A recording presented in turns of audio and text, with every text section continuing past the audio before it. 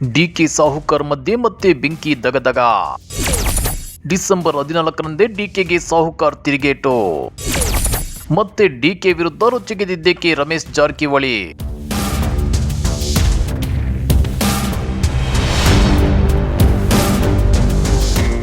ರಮೇಶ್ ಜಾರಕಿಹೊಳಿ ರಾಜ್ಯ ರಾಜಕಾರಣದ powerful leader. ಇವರು ಬಿಟ್ಟ ಬಾಣ ಇಟ್ಟ ಗುರಿ ಮಿಸ್ ಆಗೋ ಚಾನ್ಸೇ ಇಲ್ಲ. 2019ರಲ್ಲಿ ದೋಸ್ತಿ ಸರ್ಕಾರವನ್ನ ಪತನಗೊಳಿಸಿ ಬಿಜೆಪಿಯನ್ನು ಅಧಿಕಾರಕ್ಕೆ ತಂದಿದ್ದ ರಮೇಶ್ ಜಾರಕಿಹೊಳಿ ತಮ್ಮ ಬದ್ಧ ವೈರಿ ಡಿಕೆಶಿ ವಿರುದ್ಧವೂ ಸೇಡು ತೀರಿಸಿಕೊಂಡಿದ್ರು. ಆದ್ರೆ ರಮೇಶ್ ಜಾರಕಿಹೊಳಿ ಅವರ ಮೇಲೆ ಸಿಡಿ ಆರೋಪ ಕೇಳಿ ಬಂದಿದ್ದರಿಂದ ರಮೇಶ್ ಜಾರಕಿಹೊಳಿ ಮಂತ್ರಿ ಪಟ್ಟ ಕಳೆದುಕೊಂಡಿದ್ದಾರೆ. ಇದನ್ನ ಕಂಡು ಡಿಕೆಶಿ ವ್ಯಂಗ್ಯವಾಡಿದ್ರು. ಆಗ ರೊಚ್ಚಿಗೆದ್ದಿದ್ದ ರಮೇಶ್ ಜಾರಕಿಹೊಳಿ ಮತ್ತೆ ತಮ್ಮ ಮಿನಿಸ್ಟರ್ ಪೋಸ್ಟ್ ಗಿಟ್ಟಿಸಿಕೊಳ್ಳಲು ಯತ್ನಿಸುತ್ತಲೇ ಇದ್ದಾರೆ. ಇಂಥ ಟೈಮಲ್ಲಿ ಮತ್ತೆ ಬೆಳಗಾವಿಯಲ್ಲಿ ಪರಿಷತ್ ಚುನಾವಣೆ ಎದುರಾಗಿದ್ದು ರಮೇಶ್ ಜಾರಕಿಹೊಳಿ ಮತ್ತು ಡಿಕೆಶಿ ಮಧ್ಯೆ ಬಿಗ್ ಫೈಟ್ ಏರ್ಪಡುವಂತೆ ಮಾಡಿದೆ. ಹಳೆ ಶತ್ರುಗಳ ಮಧ್ಯೆ ಹೊಸ ಕುಸ್ತಿ ಶುರುವಾಗಿದೆ.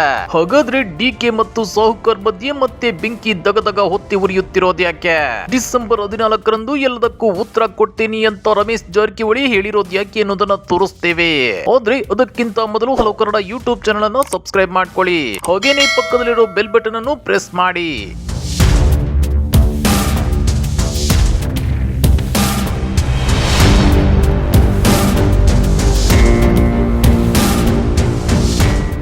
ಎರಡು 2018ರಿಂದ ರಮೇಶ್ ಜಾರಕಿಹೊಳಿ ಮತ್ತು ಡಿಕೆ ಶಿವಕುಮಾರ್ ಮಧ್ಯೆ ಬೆಂಕಿ ದಗದಗಿಸುತ್ತಿದೆ. ಆ ಬೆಂಕಿ ದಗದಗಿಸೋಕೆ ಅಸಲಿ ಫ್ಲಾಶ್ ಬ್ಯಾಕ್ ಏನು ಅನ್ನೋದು ನಿಮ್ಗೆಲ್ಲ ಗೊತ್ತೇ ಇರುತ್ತೆ.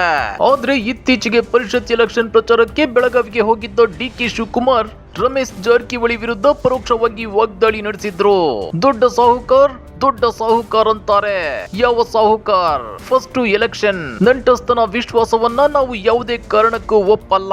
ಯಾರನ್ನು ಕೂಡ ಭೇಟಿಗೆ ಅವಕಾಶ ಕೊಡಬೇಡಿ, ನಮ್ಮ ವೋಟ್ ಕಾಪಾಡಿ ಸಾಕು ಅಂತೇಳಿ ಡಿಕೆಶಿ ಬೆಳಗಾವಿ ಕಾಂಗ್ರೆಸ್ ನಾಯಕರಿಗೆ ಹೇಳಿದ್ರು. ಇದರಿಂದ ಕೆರಳಿದ್ದ ರಮೇಶ್ ಜಾರಕಿಹೊಳಿ ಬುಧವಾರ ಡಿಕೆಶಿ ವಿರುದ್ಧ ಕೆಂಡ ಕಾರಿದ್ದಾರೆ. ನಿಮಗೆ ಬೇಕಿರೋ ಉತ್ತರ ಇಂದು ಸಿಗಲ್ಲ. ಫಲಿತಾಂಶದ ದಿನವಾದ ಡಿಸೆಂಬರ್ 14ರಂದು ಡಿಕೆ ಶಿವಕುಮಾರ್ ಅವರ ಪ್ರತಿ ಶಬ್ದಕ್ಕೆ ಉತ್ತರ ಸಿಗಲಿದೆ. ಅತ್ಯಂತ ಕಠೋರವಾಗಿ ಉತ್ತರ ಕೊಡ್ತೇನೆ ಅಂತ ಹೇಳೋ ಮೂಲಕ ರಮೇಶ್ ಜಾರಕಿಹೊಳಿ ಕುತೂಹಲ ಹುಟ್ಟು ಹಾಕಿದ್ದಾರೆ.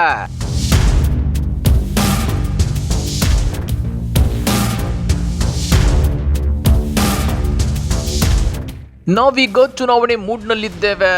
ಹತಾಶೆ ಮನೋಭಾವದಿಂದ ಡಿಕೆಶಿ ಟೀಕೆ ಮಾಡಿದ್ದಾರೆ. 1985ರಿಂದ ಇಲ್ಲಿಯವರೆಗೆ ನಡೆದ ಎಲ್ಲಾ ವಿಚಾರ ಬಹಿರಂಗ ಮಾಡುತ್ತೇನೆ. ನನ್ನ ವ್ಯಕ್ತಿತ್ವ ಏನು, ಡಿಕೆಶಿ ವ್ಯಕ್ತಿತ್ವ ಏನು ಎಂದು ಹೇಳ್ತೀನಿ ಎಂದು ರಮೇಶ್ ಜಾರಕಿಹೊಳಿ ರಾಜ್ಯ ರಾಜಕಾರಣದಲ್ಲಿ ಸಂಚಲನ ಮೂಡಿಸಿದ್ದಾರೆ. ಜೊತೆಗೆ ಫಲಿತಾಂಶದ ದಿನ ಎಲ್ಲದಕ್ಕೂ ಉತ್ತರ ಸಿಗಲಿದೆ. ಡಿಕೆಶಿ ಕುಟುಂಬ, ಜಾರಕಿಹೊಳಿ ಕುಟುಂಬ ಏನಿತ್ತು ಎಲ್ಲ ಬಹಿರಂಗ ಮಾಡುತ್ತೇನೆ ಎಂದಿದ್ದಾರೆ ರಮೇಶ್ ಜಾರಕಿಹೊಳಿ. ಅಷ್ಟೇ ಅಲ್ಲ, ಸಂಘ ಪರಿವಾರದ ನಾಯಕರ ಬೆಂಬಲದಿಂದ ನಾನು ನಾಯಕನಾಗಿದ್ದೇನೆ. ಬ್ಲಾಕ್ ಮೇಲ್ ಯಾರು ಮಾಡ್ತಾರೆ ಎಂದು 14ರಂದು ಹೇಳ್ತೇನೆ. ಈಗ ಇದ್ದ MLA ಉಳಿಸಿಕೊಳ್ಳಲಿ, ಆಮೇಲೆ ನೋಡೋಣ. 2023ರಲ್ಲಿ ರಾಜ್ಯದಲ್ಲಿ ಬಿಜೆಪಿ ಸರ್ಕಾರ ತರಲು ನಾವು ಪ್ರಯತ್ನ ಮಾಡ್ತೇವೆ ಅನ್ನೋ ವಿಶ್ವಾಸವನ್ನ ವ್ಯಕ್ತಪಡಿಸಿದ್ದಾರೆ.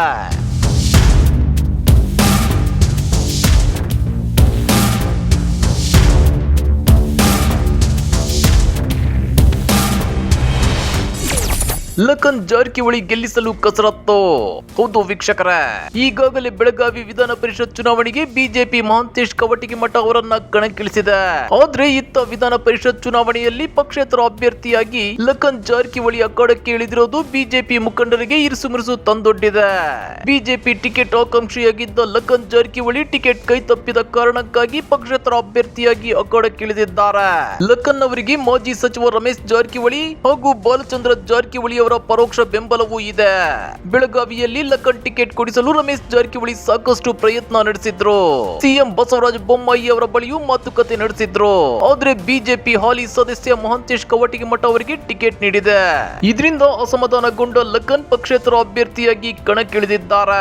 ಹೀಗಾಗಿ ರಮೇಶ್ ಜಾರಕಿಹೊಳಿ ಪರಿಷತ್ ಚುನಾವಣೆಯಲ್ಲಿ ಬಿಜೆಪಿ ಅಭ್ಯರ್ಥಿ ಪರ ಕೆಲಸ ಮಾಡ್ತಾರಾ ಇಲ್ಲ ಲಖನ್ ಜಾರಕಿಹೊಳಿ ಪರ ಕೆಲಸ ಮಾಡ್ತಾರಾ ಅನ್ನೋ ಗೊಂದಲ ಏರ್ಪಟ್ಟಿದೆ. ಹಾಗಾದ್ರೆ ಡಿಸೆಂಬರ್ 14ರಂದು ರಮೇಶ್ ಜಾರಕಿಹೊಳಿ ಡಿಕೆಶಿಗೆ ಅದೇನು ಉತ್ತರ ಕೊಡ್ತಾರೆ?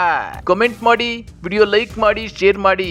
ಇಂಥ ಮತ್ತಷ್ಟು ರೋಚಕ ರಾಜಕೀಯ ಸುದ್ದಿಗಳನ್ನ ಮಿಸ್ ಮಾಡದೆ ನೋಡಬೇಕು ಅಂದ್ರೆ ನಮ್ಮ ಯೂಟ್ಯೂಬ್ ಚಾನೆಲ್ ಅನ್ನ ಸಬ್ಸ್ಕ್ರೈಬ್ ಮಾಡ್ಕೊಳ್ಳಿ.